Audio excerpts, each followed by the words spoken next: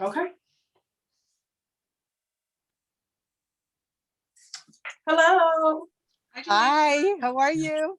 I'm good. Hi, ladies. My name is Jelisa, SHEEN Magazine. Nice to meet you.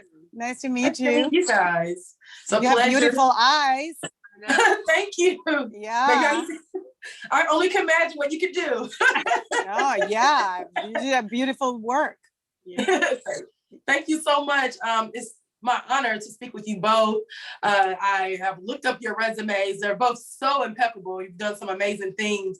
I just want to know, just to start at the beginning, what inspired you both to even enter into the beauty industry?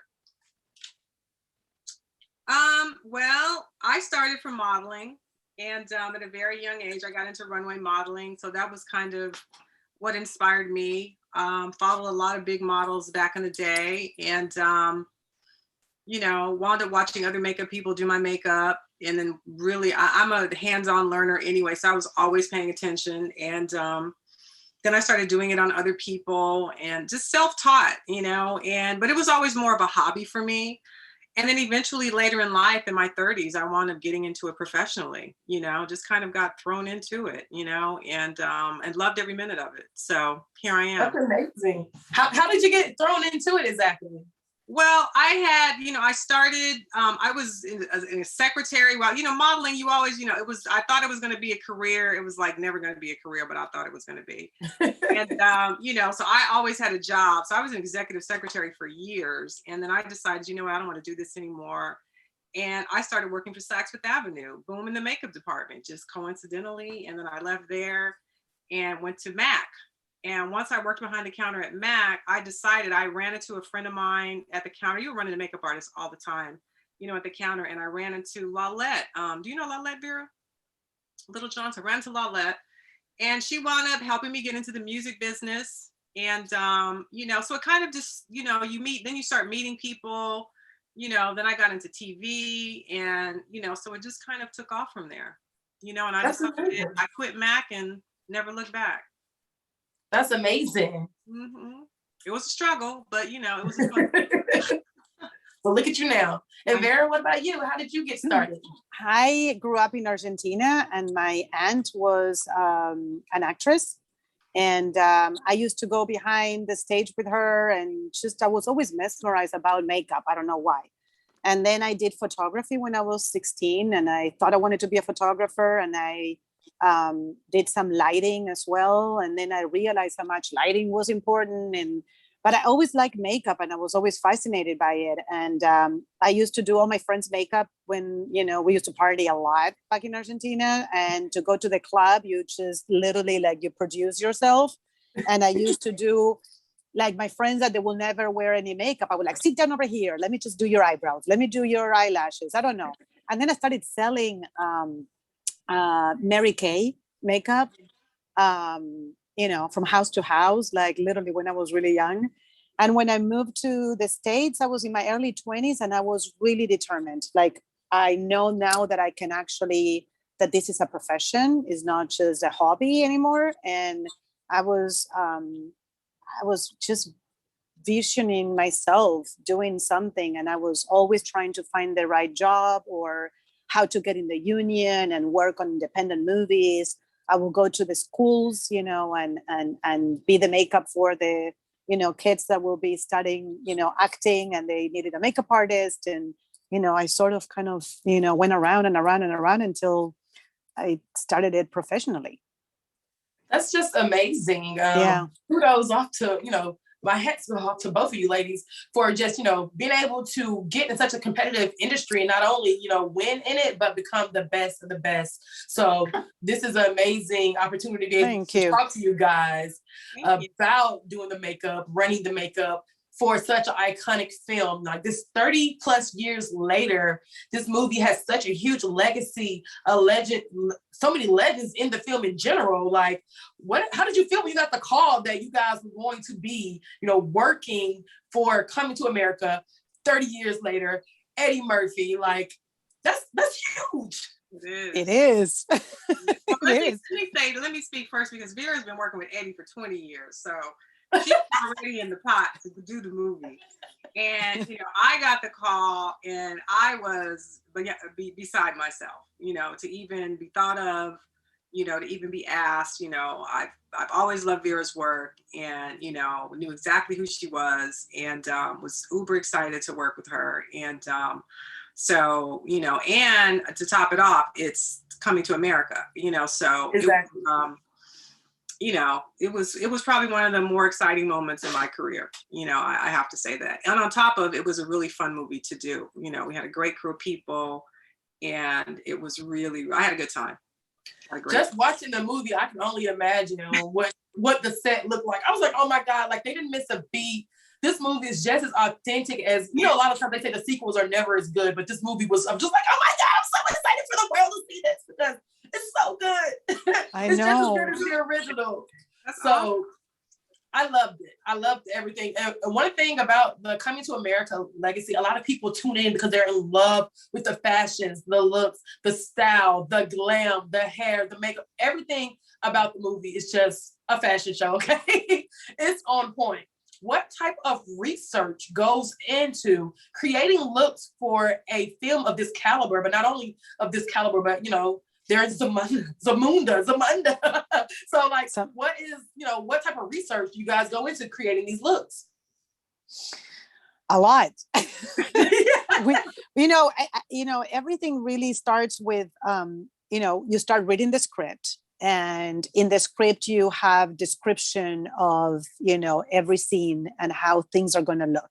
So already everybody's taking notes of like, okay, so questions and how can we do this or that? And then was mostly like, meeting up like the four of us as a team with Merc, Carla and Stacy, with a makeup and, hair department and see, okay, so this is what now Ruth Carter is doing as far as all the wardrobe. So now it's our, okay, so we have to like start working around what is going to make sense for what they're going to be wearing.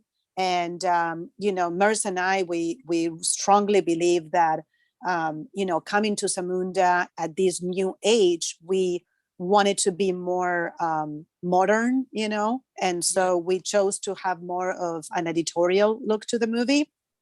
So we had a lot of editorial, like we had inspirational, stuff that it could help us, through the movie. And then we divided it in groups.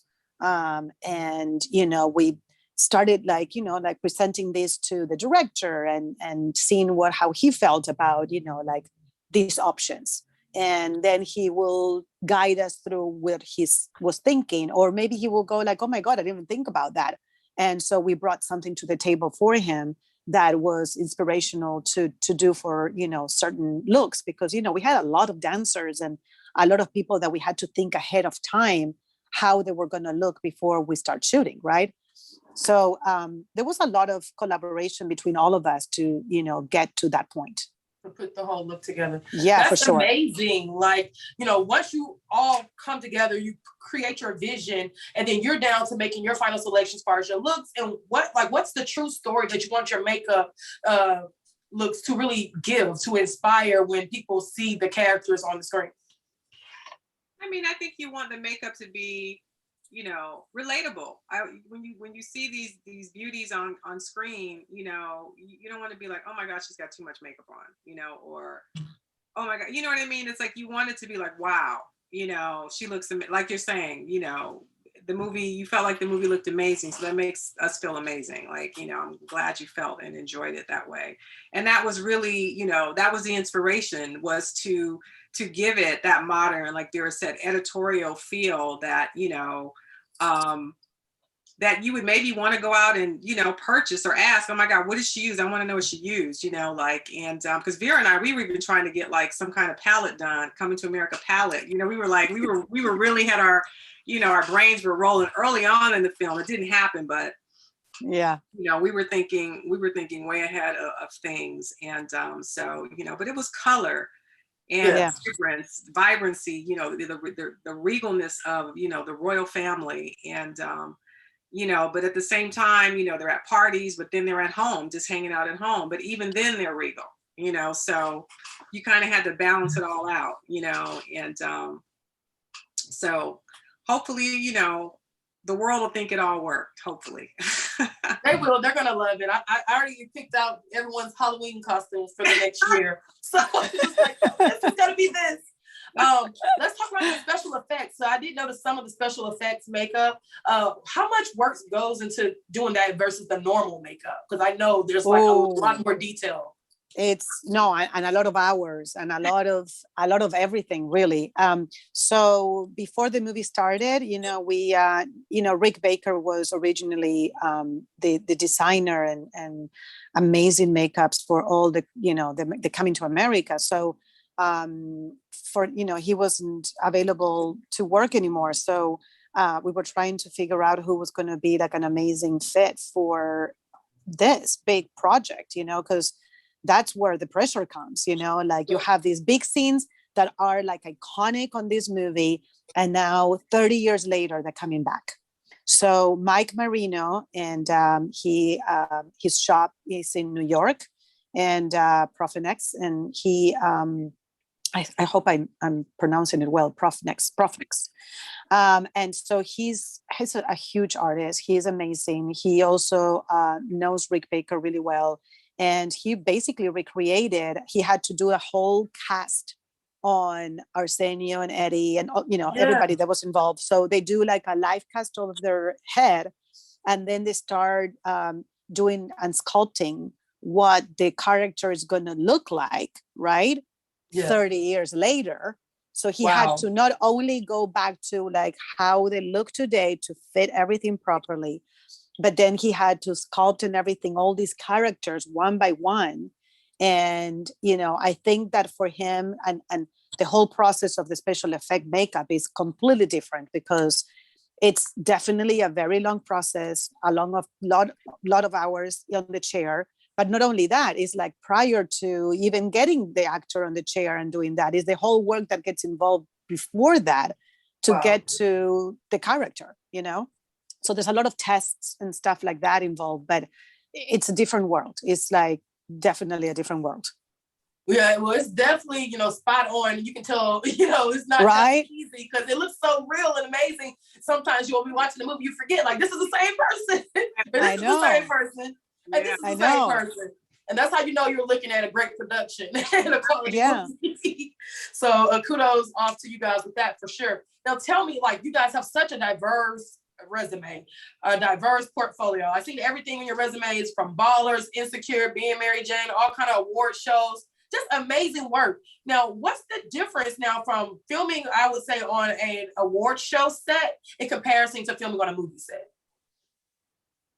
Oh, it's a big difference. I mean, you know, an award show, first of all, you have an audience, and it's 9 times out of 10, it's almost live.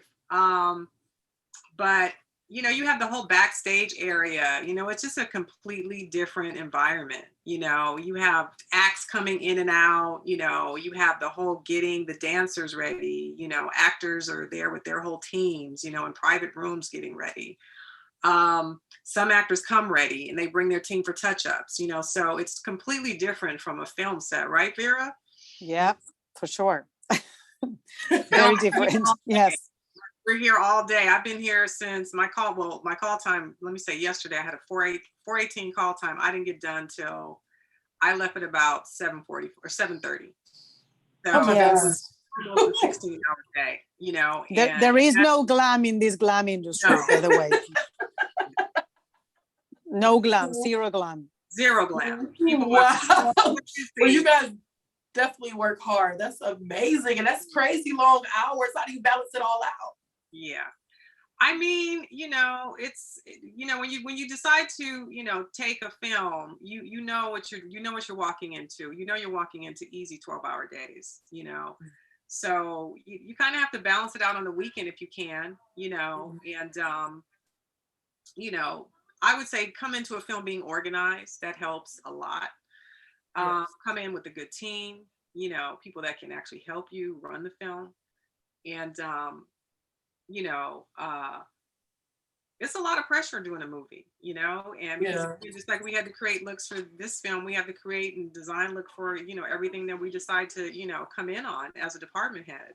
So, you know, it's a lot of pressure no matter what the movie, you know, and I know Vera takes her job seriously, you know, and very passionate about it. And I am too. So, you know. Yeah, I was definitely gonna ask you guys about that added pressure because I know it's a lot of eyes on this film. Everyone's like, even as I just posted, I'm interviewing the people. They're like, "Oh my god, when is it coming?" Like, you know, there's so well, much because added we have to really, like, you know, when we get involved on a film, we start the process when we get, you know, of course we get the job, and then you get the script. Then you have to read the script, and then you have to reread the script and make some notes, and then ask some questions. And then you start like trying to put like a vision board, or trying to see like how the movie and the style of the movie is going to look. Then you have to start having meetings with like the stylist, the costume designer, the you know, hair and makeup, you know, to collaborate that everything's going to actually like merge versus, you know, like I'm going to do this and I'm going to do that. It's like, you can't do that. You have to kind of like merge so it makes sense. You know what I'm saying? Like, so if you cannot collaborate with a good team, like, you know, Merc was saying, it's hard because, you know, like we can't just do anything that doesn't even going to look good with that kind of wardrobe or with that kind of hair, you know? So we have to, like, you know, like merge. So we have to collaborate and make sense. So there's a whole process prior to starting a movie that it's maybe like the most important process, which is getting yourself prepared to start the movie and be ready for the movie. Well, I definitely love the way everything came together. And my final question, I really want to ask you guys, what are the go-to looks that we should look out for in Coming to America 2? And what do you think the fans are going to really rave? Like, who dominated from head to toe? Ooh. On a men's point of view, I think that Wesley Snipes with his, you know, with his big, you know, like, and his hair, you know, it was just a very established, you know, different look. Of course, all the special effects makeup on Eddie and Arceneaux. I mean, like Baba, the new makeup. Did you see that old man? Yeah. I mean, that was fantastic. With the hair, you know, and he was just hilarious. It was on point. Yes. And the girls, I mean, like Merc, you can tell the girls are like, there's like, because they all kind of bring their own thing. I don't know, who did you like? Who did you love? They all look so beautiful. Oh my God. So I love the oldest daughter. What's the oldest daughter? Iki. Okay, so I'm here for every time she's on screen. I love her. I also love the barber. I love Tiana's looks in the film too. Oh my God. Like, every time she came on screen, I was like, oh my God, yes. You want to start dancing, right? Right? Yeah, Tiana kills it. Yeah. Everybody did a great job. Everybody did. And you know, let me say this. I'm so proud that, you know, the whole team involved, I have to say, almost, at least for hair and makeup, were people of color, were women of color. I loved it. They're minors, they're, you know, and men, excuse me, women and men, because my key, he was a man. But it was, everybody was, you know, it was awesome. You know, it's amazing to see that doing this, you know, and Latino. Who else? Did we have any Asian people? I'm trying to think. No. No, what we did have Latino. Yeah, Vic was in the trailer with us. Yes. Yeah, we had two men, like in glam, Vic and Trent. And then the girl that did the tooth for Wesley. Yes, and also my fourth, Mylena and Carolyn. Yeah. Yep. We had an amazing team. Like we definitely, we were very lucky with all the girls and everybody, you know, we're fantastic. Yeah, big team on big day. Well, I just want to say congratulations to you both. You guys killed it. I loved every minute of the movie. I'm definitely gonna have to rewatch it for sure.